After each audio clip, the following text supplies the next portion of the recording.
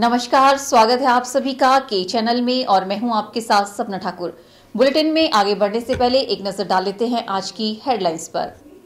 Headlines powered by के news साप्ताहिक समाचार पत्र, जो रखे आपको आगे। को स्पॉन्सर्ड बाय स्वर्ण आभा ज्वेलर्स, जो दे 100% शुद्धता की गारंटी, और ब्लूमिंग वैली, जो आपके अपनों तक पहुंचाए आपका प्यार। प्रदेश के अस्पतालों में मिलेगा अंबेडकर मेडिकल एड स्कीम का लाभ। अंबेडकर फाउंडेशन दिल्ली के सहयोग से प्रदेश में चलाई जाएगी योजना।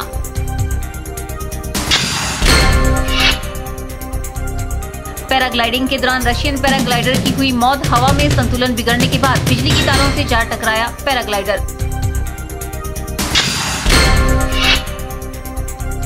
सुंदरनगर में रहस्यमयी परिस्थितियों में गायब साधु लौटा वापस। खदेड़ने की साजिश रच साधु से नशेड़ियों ने की थी मारपीट।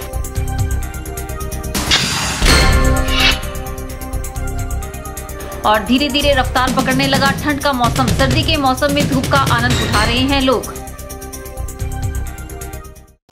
अंबेडकर फाउंडेशन दिल्ली के सहयोग से चलाई जा रही अंबेडकर मेडिकल एड स्कीम का लाभ अब प्रदेश के ही अस्पतालों में मिलेगा। इसके लिए फाउंडेशन द्वारा प्रदेश सरकार के साथ करार हो चुका है। बता दें कि Ambedkar medical aid scheme SC और एसटी के परिवारों को गंभीर बीमारी के इलाज के लिए दी जाने वाली सहायता के लिए चलाई गई है। हालांकि यह स्कीम प्रदेश में काफी समय से चल रही है, लेकिन इसका लाभ लेने के लिए लोगों को प्रदेश से बाहर जाना पड़ता था, क्योंकि प्रदेश के अस्पतालों में यह सुविधा उपलब्ध नहीं थी। अब प्रदेश के सभी सरकारी और सरकार द्वारा मान्यता प्राप्त अस्पतालों में इस सुविधा का लाभ देने का करार हो गया है। इस बात की पुष्टि सामाजिक न्याय एवं अधिकारिता विभाग के जिला कल्याण अधिकारी आरसी बंसल ने की है। उन्होंने बताया कि पहले इस स्कीम का लाभ लेने के लिए प्रदेश के बाहर के कुछ चुनिंदा अस्पताल ही अधिकृत थे, लेकिन अब प्रदेश के सभी सरकारी और सरकारी मान्यता प्राप्त अस्पतालों को इसमें शामिल कर लिया गया है। इसमें न्यूनतम 1 लाख और अधिकतम 3.50 लाख तक के निशुल्क इलाज का प्रावधान है। यदि किसी एससी या एसटी से संबंधित व्यक्ति को मेजर इलनेस और लाइफ थ्रेटनिंग डिजीज है, तो वह इस स्कीम का लाभ ले सकते हैं। उन्होंने संबंधित अस्पताल के डॉक्टर से अपनी बीमारी के इलाज का एस्टीमेट बनवाकर एक प्रार्थना पत्र के साथ उसे सांसद या फिर उपायुक्त से मंजूर करवाना होगा। इसके बाद सामाजिक न्याय एवं अधिकारिता विभाग इस प्रक्रिया को आगे बढ़ाकर हॉस्पिटल प्रबंधन को एस्टीमेट के आधार पर पैसा अदा करेगा।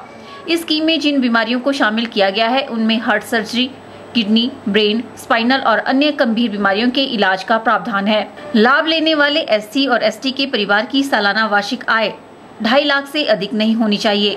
अस्पताल प्रबंधन को अंबेडकर फाउंडेशन दिल्ली इलाज का खर्च अदा करेगी। जिला कल्याण अधिकारी आरसी बंसल ने एससी एसटी के परिवारों से इस स्कीम का पूरा लाभ उठाने का आग्रह किया है।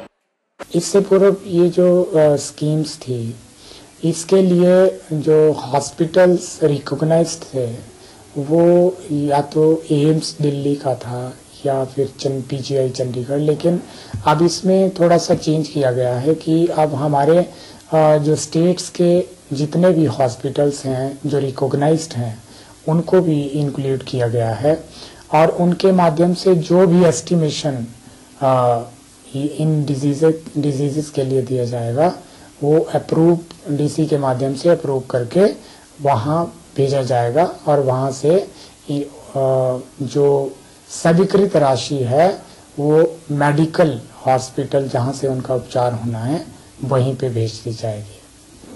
हिमाचल प्रदेश में कौन कौन से हॉस्पिटल जिनको मान्यता दी गई है? इसमें एक तो आईजीएमसी और जितने भी हमारे स्टेट के हॉस्पिटल्स हैं या स्टेट गवर्नमेंट ने जो रिकॉग्नाइज्ड किए हैं हॉस्पिटल्स, वो सारे इसमें इंक्लूडेड हैं।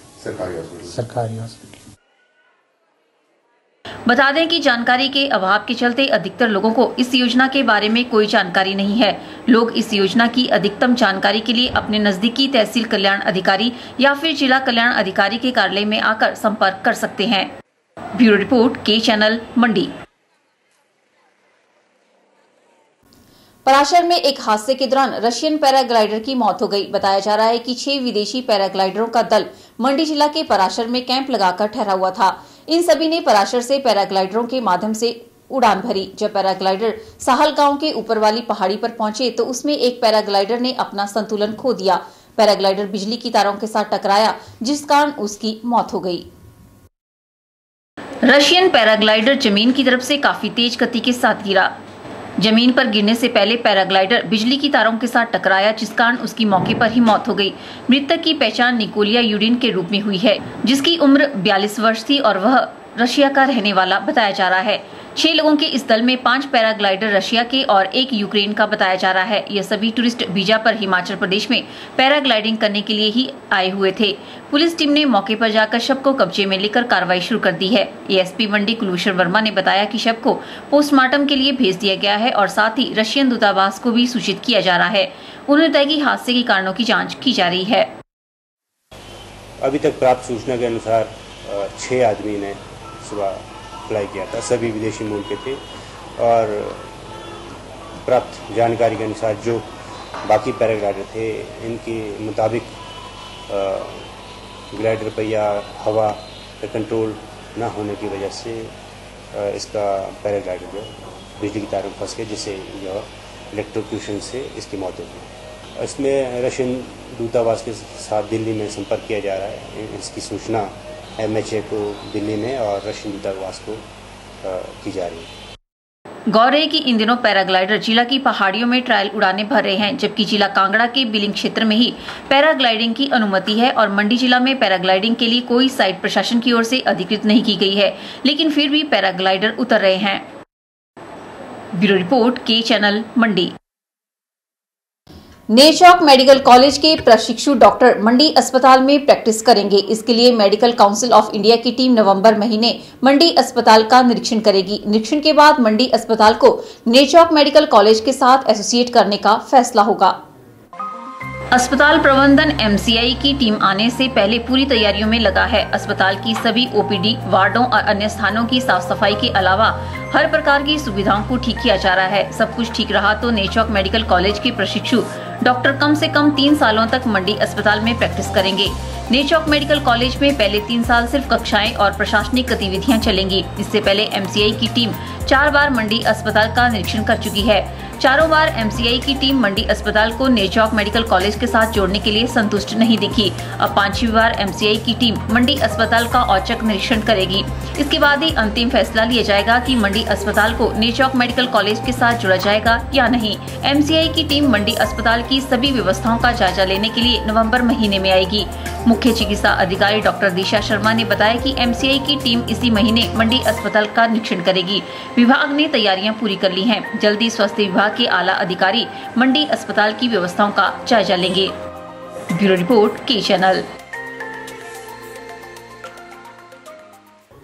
यहाँ रुकते हैं एक छोटे से ब्रेक के लिए। ब्रेक के बाद भी खबरों का सिलसिला यूं ही जारी रहेगा। आप देखते रहिए के चैनल। शादी में एक और ढेर सारे गिफ्ट्स मिलने की खुशी थी तो दूसरी ओर सासू माँ का डर। लेकिन जब सासू जी ने मुझे इनालसा फूड प्रोसेसर गिफ्ट दिया तो ऐसा लगा जैसे माँ का आंगन कभी छूटा ही नहीं। इनालसा ने कर दिया मेरे घर का काम आसान और मुझे बना दिया फेवरेट बहू। जीवन भर का वादा इनालसा का।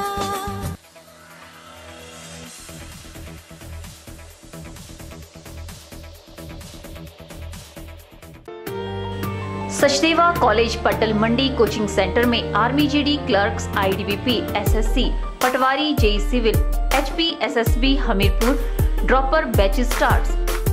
JEE main and advance NEET also start. Batch starts for SBI, IBPS clerk. Coaching सहित 9 to +2 मैथ्स एंड साइंस की ट्यूशन क्लासेस सुविधा भी प्रदान की जाती है। संस्थान से कोचिंग लेकर विभिन्न प्रतिभागी आज अच्छा मुकाम हासिल कर चुके हैं। तो फिर आप क्या सोच रहे हैं? सुनहरी भविष्य के लिए आज ही संपर्क करें सचदेवा कॉलेज पटल मंडी।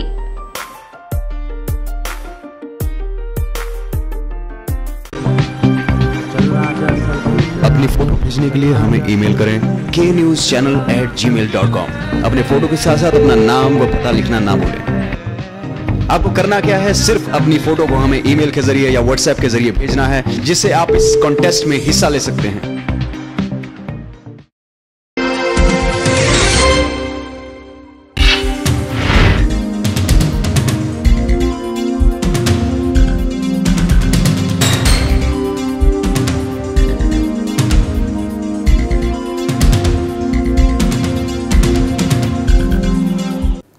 जल्दी नगर परिषद मंडी के सारे दफ्तर टाउन हॉल में शिफ्ट होने जा रहे हैं। अब लोगों को नगर परिषद से संबंधित कार्य करवाने के लिए टाउन हॉल में ही जाना होगा। बता दें कि नगर परिषद की खस्ता हालत को देखते हुए शहरी विकास निदेशालय ने नगर परिषद को गिराने के आदेश दे दिए हैं। शहरी विकास निदेशालय ने नगर परिषद मंडी के वर्तमान भवन को गिराने के आदेश दे दिए हैं। बताया जा रहा है कि भवन की खस्ता हालत को देखते हुए यह निर्णय लिया गया है। अब मौजूदा स्थान पर नया आलीशान भवन तैयार होगा, जिसमें धरातल पर पार्किंग की व्यवस्था रहेगी। इस बारे में शहरी विकास निदेशालय की ओर से भवन को डिसमेंटल करने के निर्देश मिल चुके हैं और 15 नवंबर को इसका एक टेंडर खुलेगा, जिसमें ठेकेदार को भवन गिराने का काम सौंपा जाएगा। बताया जा रहा है कि नया भवन अब नगर निगम की तर्ज पर बनाया जा सकता है, क्योंकि पहले ही एक प्रस्ताव सरकार को भेजा जा चुका है। लिहाजा उसी के मुताबिक कमरों व दफ्तरों का निर्माण होगा। मौजूदा भवन मात्र 2 मंजिला है, जिसमें पार्किंग का कोई प्रावधान नहीं है। बताया जा रहा है कि जल्द ही नगर परिषद के सारे दफ्तर टाउन हॉल में शिफ्ट होंगे, जहां कमरों की पहले से व्यवस्था है, जबकि अधिकारियों के लिए आवास भी वहीं है। बिजली पानी की पहले से ही वहाँ व्यवस्था है। अब लोगों को अपने काम करवाने के लिए टाउन हॉल ही जाना होगा, जो शहर के मध्य में बना हुआ है और वहाँ पार्किंग की भी पूरी व्यवस्था है। जैसा कि हमारा ये निर्णय हुआ है कि जो हमारा नगर परिषद का ऑफिस आज की डेट में चल रहा है, इसको आज अब हम गिराने की कवायद शुरू कर रहे हैं। हमें इसकी मंजूरी गवर्नमेंट से मिल चुकी है और फर्दर जो है हम लोग यहाँ से शिफ्ट हो जाएंगे अपने टाउन हॉल के लिए और 20 तारीख तक लगभग हम लोग यहाँ से चले जाएंगे। सारा दफ्तर वहाँ शिफ्ट हो जाएगा। और मैं आम जनमानस से भी अनुरोध करना चाहूँगी कि अगर भविष्य में कोई भी कार्य नगर परिषद से संबंधित हो तो वो टाउन हॉल में आने की कृपा करें, ताकि उनके कामों का निपटारा वहाँ से किया जा करेंगे कि हम कुछ मल्टीप्लेक्स बनाएंगे, जिससे कि लोगों की सुविधाओं का भी ध्यान रखा जाएगा, जिसमें कुछ पब्लिक जो हमारी मूलभूत सुविधाएं लोगों को प्रदान करने के लिए कुछ कम्प्लेक्स में प्रावधान किए जाएंगे। वो हम कोशिश कर रहे हैं कि हमारा पार्किंग स्थल भी हो, हमारे लिए रेडी मार्केट भी हम तैयार करें और हम किसी तरह से अपनी आय के संसाधनों को बढ़ाने के लिए भी इस बिल्डिंग के अंदर कुछ ना कुछ हम इस तरह का तैयार करेंगे, ताकि लोगों को वहाँ पर जो है सुविधाएं नज़दीक सुविधाएं मिल सकें और बाकी अपना ऑफिस भी यहाँ पे हम तब्दील करेंगे। उधर टेंडर लगने के बाद नगर परिषद अभी से सामान समेटने में लग गई है। कैमरा पर्सन लोकेश के साथ ब्यूरो रिपोर्ट के चैनल मंडी। हिमाचल प्रदेश सरकार ने प्रदेश को पर्यावरण प्रिय राज्य बनाने के लिए पॉलीथीन के इस्तेमाल पर पूरी तरह से प्रतिबंध तो लगा रखा है, लेकिन यह प्रतिबंध सिर्फ कागजी आदेशों तक ही सीमित है, जबकि इस प्रतिबंध की उल्लंघना करने वालों के खिलाफ कोई कार्रवाई नहीं की जाती। ताजा मामला मंडी शहर के ऐतिहासिक पड्डल मैदान में नजर आया। दीपावली के दौरान पटाखा विक्रेताओं की सारी दुकानें यहीं पर लगाई गई थी। दुकानदार अपना सामान बेचने के बाद रहा सहा कूड़ा यहीं पर फेंक कर चले गए, लेकिन जो कूड़ा फेंका उसमें कूड़ा कम और पॉलीथीन की मात्रा सबसे ज्यादा थी। पटाखों से संबंधित जितना भी सामान प्रदेश के बाहर से आया था वो पॉलीथीन में ही पैक होकर आया था। सामान बिक गया और पॉलीथीन को छोड़ दिया गया प्रदूषण फैलाने के लिए। अब नगर परिषद के सफाई कर्मचारी इस पॉलीथीन को ठिकाने लगाने के लिए जुटे हुए हैं। स्थानीय लोग इसके लिए राज्य सरकार की लच्चर व्यवस्था को जिम्मेवार ठहरा रहे हैं। लोगों का मानना है कि सरकार की लच्चर व्यवस्था के कारण लोग धड़ल्ले से पॉलीथीन का इस्तेमाल करने में लगे हुए हैं और सरकार इस तरफ कोई ध्यान देने को तैयार नहीं है। ये इसमें मुझे लगता है कि कहीं ना कहीं प्रदेश सरकार इसकी जिम्मेवार है, कि प्रदेश सरकार एक तरफ बोलती है कि पॉलीथीन हिमाचल में पूर्णतः बैन है, लेकिन उसके बाद भी इनके जो वादे हैं और इनकी जो योजनाएं हैं उसके तहत यहाँ प्लास्टिक आता है, इसमें कोई पाबंदी नहीं लगाई जाती, ना प्रदेश सरकार इसको चेक कराती है। और आज दिवाली के 3-4 दिन बाद भी ये प्लास्टिक इधर ही बिखरा हुआ है। तो इसमें लगता है कि मोदी जी की जो संपूर्ण स्वच्छता अभियान है उसमें प्रदेश सरकार कितना योगदान दे रही है और इसके ऊपर कितना अमल कर रही है। पूरी तरह से वो लागू नहीं है, क्योंकि इससे तो ऐसा लगता है वो है ही नहीं लागू, हिमाचल में है ही नहीं लागू वो, जब केंद्र सरकार ने मोदी ने इतना करके रखा है, इसके ऊपर इतने भारी अभियान चलाया है स्वच्छता के ऊपर और प्लास्टिक के ऊपर। तो यहाँ तो बहुत गंद है और 4 दिन हो गए दीपावली को और अभी भी ये मंडी में देखो पड्डल मैदान में कितना गंद है। बता दें कि पूर्व की धूमल सरकार के कार्यकाल में प्रदेश में पॉलीथीन के इस्तेमाल पर पूरी तरह से प्रतिबंध लगा दिया गया था। मौजूदा सरकार भी इस प्रतिबंध को बरकरार रखे हुए है, लेकिन ये प्रतिबंध धरातल पर कम और कागजों में ज्यादा नजर आ रहा है। प्रतिबंध के बाद भी प्रदेश में धड़ल्ले से पॉलीथीन का इस्तेमाल किया जा रहा है और ऐसा करने वालों के खिलाफ नाम मात्र की कार्रवाई भी नहीं हो रही है। ब्यूरो रिपोर्ट के चैनल मंडी। ऋषि शुकदेव की तपोस्थली शुकदेव वाटिका से रहस्यमय परिस्थितियों के साथ गायब साधु लौट आया है। इनके लौट आने से मामले ने नया मोड़ ले लिया है। मामले की जांच के लिए डीएसपी संजीव भाटिया ने सुखदेव वाटिका का दौरा किया। बता दें कि मूल रूप से बिहार से संबंधित यह साधु पिछले करीब 2.5 दशक से वाटिका में रह रहा था।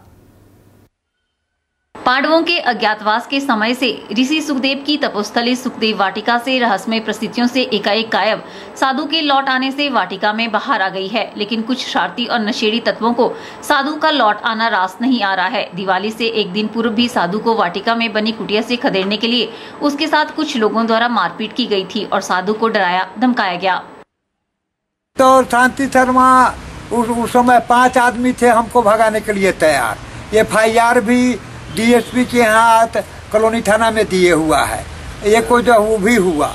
दूसरा वजह जो हमारे महाराज जी का चरबरसा था वो मरे, उस समय भी हम नहीं जा सके, 3 साल भी नहीं जा सके। चरबरसा में तो जाना जरूरी था, इसलिए हम बनारस चले गए थे। और यहाँ पे सुनने में आया कि आपके साथ कुछ मारपीट भी हुई है? हाँ हुई। मारपीट किसने की थी आपके साथ? शांति शर्मा, पिता खड़ेरी, पिता करम शर्मा खड़ेरी कहते हैं कि हमारा निजी है, तू यहाँ से चला जाओ, हम रहेंगे, तू नहीं रहो यहाँ। आप यहाँ पे कितने सालों से रह रहे थे? हम करीब यहाँ 25 साल से रह रहे हैं। गौर है कि प्रदेश सरकार में सीपीएस एवं सुंदरनगर विधानसभा क्षेत्र के विधायक सोनलाल ठाकुर को जब इस मामले की भनक लगी तो उन्होंने कुछ दिनों पूर्व व्यक्तिगत तौर पर पुलिस विभाग को स्थिति से अवगत करवाया और साधु की फीडबैक लेने व पता लगाने के निर्देश दिए, क्योंकि इस वाटिका में यह साधु पिछले करीब 2.5 दशक से रहता आ रहा है और मूलतः बिहार से संबंध रखता है। के चैनल के लिए सुंदरनगर से विजय शर्मा की रिपोर्ट। के चैनल में फिलहाल वक्त हो चला है एक और ब्रेक का, आप बने रहिए हमारे साथ।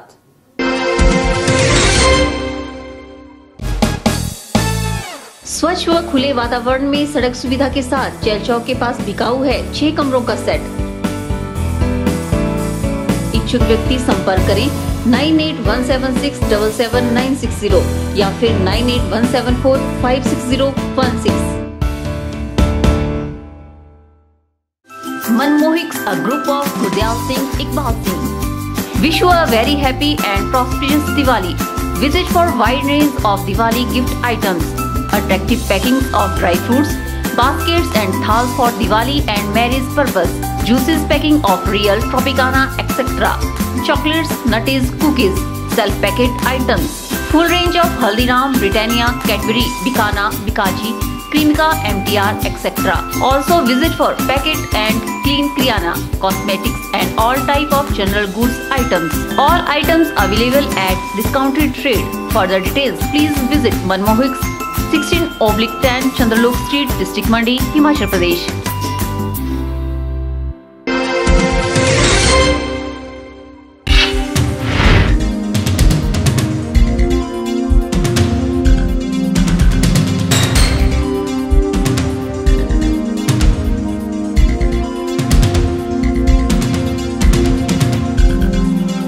शहर में दुकानों के बाहर सड़क किनारे पैदल चलने वालों के लिए फुटपाथ तैयार किए गए हैं, लेकिन अब कुछ दुकानदारों ने इस पर सामान सजाना शुरू कर दिया है, जिससे राहगीरों को परेशानी झेलनी पड़ रही है। बता दें कि मंडी शहर में एक अनूठी पहल के तहत सड़क के साथ लोगों को पैदल चलने के लिए उपलब्ध जगह पर काफी चौड़ा रास्ता बनाया गया है।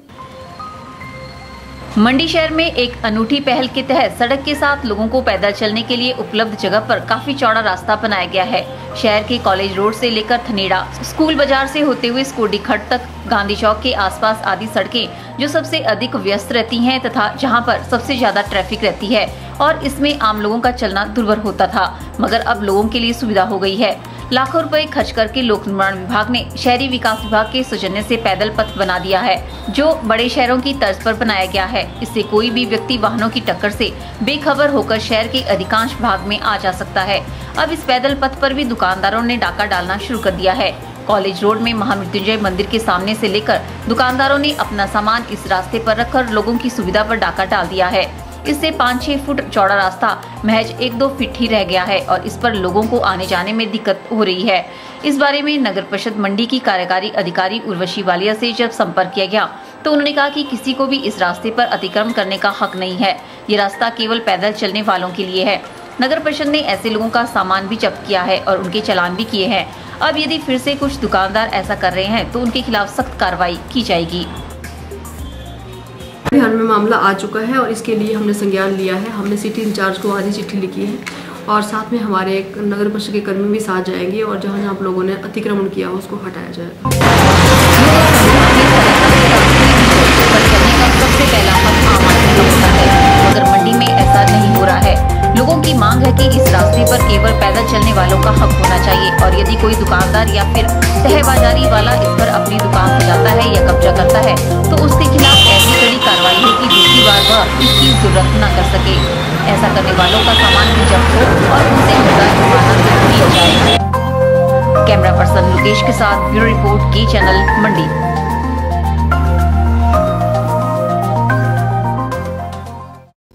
नवंबर महीना शुरू हो गया है, जिस कारण धीरे धीरे ठंड ने रफ्तार पकड़ना शुरू कर दिया है। आम जनता शुरू हो रही सर्दी के मौसम में धूप सेकने का आनंद उठा रही है। अमूमन नवंबर के महीने में काफी हद तक सर्दी हो जाया करती थी, लेकिन अब सर्दी का ये मौसम वक्त के साथ घटता जा रहा है। आजकल सुबह शाम काफी ठंड हो गई है और लोग बाजारों में गर्म कपड़ों की खरीदारी करने के लिए पहुंचने लगे हैं। मौसम में बदलाव होना प्रकृति का एक नियम है जिसे कोई नहीं बदल सकता और प्रकृति के इस नियम के साथ ही इंसान और पृथ्वी पर पनपने वाली चीजों को चलना पड़ता है। अगर गर्मी है तो हमें गर्मी के अनुरूप अपनी जीवन शैली को ढालना पड़ेगा और अगर सर्दी है तो फिर सर्दी के अनुरूप चलना पड़ेगा। इन दिनों सर्दी का मौसम धीरे धीरे रफ्तार पकड़ रहा है। अभी सुबह शाम ही सर्दी का एहसास किया जा रहा है, जबकि दिन के समय अच्छी धूप होने की वजह से सर्दी के मौसम का एहसास नहीं हो रहा है। जगह जगह लोग धूप सेकने का आनंद उठाते हुए नजर आ रहे हैं। अभी उस तरह की ठंड नहीं पड़ी है जिसकी वजह से लोगों को हीटर या फिर आग सेकने का सहारा लेना पड़े। हाँ, सुबह के समय धुंध आदि की वजह से जनजीवन पर थोड़ा विपरीत प्रभाव जरूर पड़ रहा है, लेकिन दिन भर मौसम सुहावना बना हुआ है। सभी मानते हैं कि बारिश होने के बाद ही सर्दी के मौसम का सही मायनों में आगाज होगा, इसलिए लोग बारिश के इंतजार में हैं, जिसके बाद मोटे मोटे ऊनी वस्त्रों के साथ लोग बाजारों में नजर आएंगे। जैसा कि हम देख रहे हैं, लोगों ने आजकल जो है स्वेटर पहननी शुरू कर दी है। मैं खुद की अपनी बात बताऊं, मैं लाइब्रेरी के लिए आता हूं 9 बजे और हमको ऐसा लग रहा है, एक हफ्ते से हमको ऐसा लग रहा है कि स्वेटर डालनी जो है ज़रूरी हो गई है। जैसे कि मैंने अभी रूट डाला है, इस प्रकार हम देख रहे हैं कि मौसम में बदलाव आ गया है। अगर एक बार कहीं बारिश हो जाती है तो सभी जो है जैकेट्स और स्वेटर डालना शुरू कर देंगे। हम देख रहे हैं कि कई लोगों ने जो है अभी तक एक कमीज़ डाली है, उसके अंदर जो है उन्होंने इनर वगैरह कुछ डाली होगी। तो ये जो है मौसम के बदलाव का संकेत है। जो बदलाव है जो आप देख ही रहे हैं कि लोगों ने जो है स्वेटर जैकेट वगैरह डालना शुरू कर दिया, मतलब डाल भी दिए हैं सब ने। तो इस तरह मैं अपने बारे में भी बता रहा हूँ, जैसे मैंने भी स्वेटर डाल ली है और सुबह जब भी रूम से निकलता हूँ तो मतलब एक ठंड सी महसूस होती है, मतलब स्वेटर की जो है वो कंपलसरी हो गई है। सुबह शाम जो है काफ़ी ठंड बढ़ गई है और दिन को थोड़ा जैसे धूप होती है तो थोड़ा और हमें जो हम लोग ठंड से बचने के लिए तो घर में बैठा पड़ता है दिन को, और शाम और सवेरे हमें स्वेटर डालना ही पड़ता है। सवेरे जब मैं घर से चलता हूँ तो इतनी ठंड होती है कि स्वेटर डालना जरूरी होती है। और ये जो खुश्क ठंड है इससे बीमारी का प्रकोप पड़ने का डर है। हालांकि राज्य के ऊपरी इलाकों में ठंड का खासा प्रकोप बढ़ गया है, जिसकी वजह से लोगों को खासी दिक्कतें भी झेलनी पड़ रही है, लेकिन सभी जानते हैं कि उन्हें प्रकृति के इस नियम के साथ चलना ही होगा। कैमरा पर्सन युगल के साथ ब्यूरो रिपोर्ट के चैनल मंडी। यहाँ रुकते हैं एक और ब्रेक के लिए। ब्रेक के बाद भी आप देखते रहिए के चैनल।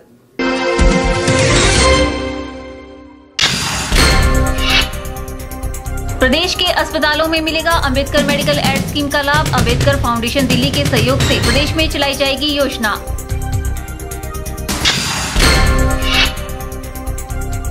पैराग्लाइडिंग के दौरान रशियन पैराग्लाइडर की हुई मौत। हवा में संतुलन बिगड़ने के बाद बिजली की तारों से जा टकराया पैराग्लाइडर। सुंदरनगर में रहस्यमयी परिस्थितियों में गायब साधु लौटा वापस। खदेड़ने की साजिश रच साधु से नशेड़ियों ने की थी मारपीट।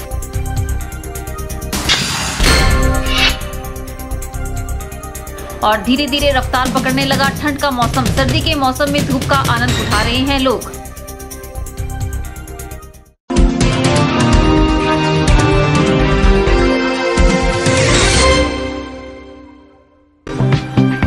अपनी फोटो भेजने के लिए हमें ईमेल करें knewschannel@gmail.com। अपने फोटो के साथ साथ अपना नाम व पता लिखना ना भूलें।